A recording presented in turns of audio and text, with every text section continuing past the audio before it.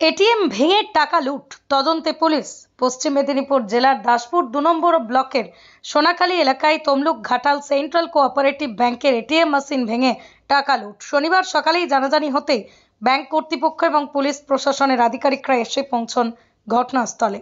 Bank কর্তৃপক্ষের দাবি, কয়েক মাস ধরে বন্ধ পড়ে রয়েছে ATM counter. Tamluk Ghatal centre director Kaushik কুলভি জানান, এটিএম এর মধ্যে 1,71,000 টাকা ছিল, তা লুট হয়েছে। সিসি ক্যামেরার ফুটেজ নিয়ে ঘটনার তদন্ত শুরু করেছে দাসপুর থানার পুলিশ। এটিএম চুরি, এটা কিভাবে সম্ভব? আপনাদের কাছে কি কোনো মেসেজ যায়নি এবং এই বিষয়ে কি জানেন? দেখুন, আমরা আজ সকালে জানতে পেরেছি যে আমাদের তমলুক ঘাটাল সেন্ট্রাল কোঅপারেটিভ ব্যাংকের সোনাখালী শাখায় দাসপুর বিডিও অফিসের কাছে যে আমাদের যে এটিএমটা ছিল, সেই এটিএমটা আজকে আমরা জানতে পারলাম যে গতকাল রাত্রিতে কে বা কারা সেই এটিএম ভেঙে মেশিন সহ তুলে নিয়ে গেছে। আমরা জানার সঙ্গে সঙ্গে আমরা আমাদের যারা ব্যাংকের যারা আধিকারিক আছেন তারা সঙ্গে সঙ্গে সেখানে যান এবং সেখান থেকেই আমাদের দাসপুর থানার ভারপ্রাপ্ত আধিকারিককে এটা জানানো হয় এবং উনি জানার সঙ্গে সঙ্গেই উনি প্রশাসনকে সঙ্গে সঙ্গে সেখানে পাঠান এবং সেখানে গিয়ে তারা তদন্ত করেন।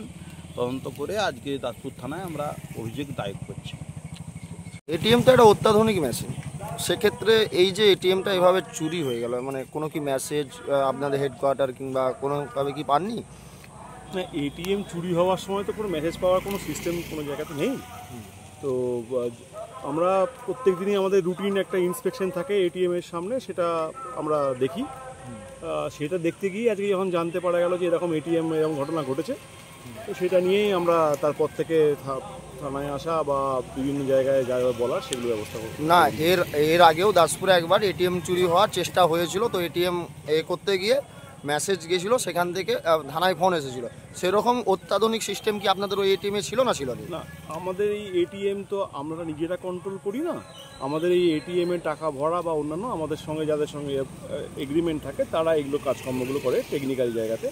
তো আমাদের এটিএমটা আমাদের কাছে এরকম কোনো মেসেজ যাওয়ার কোনো সিস্টেম নেই। আপনাদের এটিএমে সিকিউরিটি গার্ড আছে? হ্যাঁ, 24 ঘন্টা সিকিউরিটি গার্ড আছে। 24 ঘন্টা আর সিকিউরিটি গার্ড থাকলে কীভাবে? 24 ঘন্টা সিকিউরিটি গার্ড আছে আমাদের লেভেল থেকে 24 ঘন্টা সিকিউরিটি গার্ড আছে। সিকিউরিটি গার্ড যদি 24 ঘন্টা না থাকে সেটা তো আর আমরা বলতে পারবো না, কিন্তু 24 ঘন্টা সিকিউরিটি আমরা রেখেছি ব্যাংক থেকে। কালকে কি সিকিউরিটি ছিল? যখন হয়েছে তখন সিকিউরিটি ছিল না, সেটা নিয়ে পুলিশ আধিকারিকরা দেখছেন। কত টাকা? টাকা 1,71,400 টাকা। 1,71,400 টাকা চুরি গেছে। থানায় অভিযোগ দায়ের করেছেন? আপনার নাম? আমার নাম অভিক প্রামাণিক, ডিজিএম ল অ্যান্ড রিকভারি।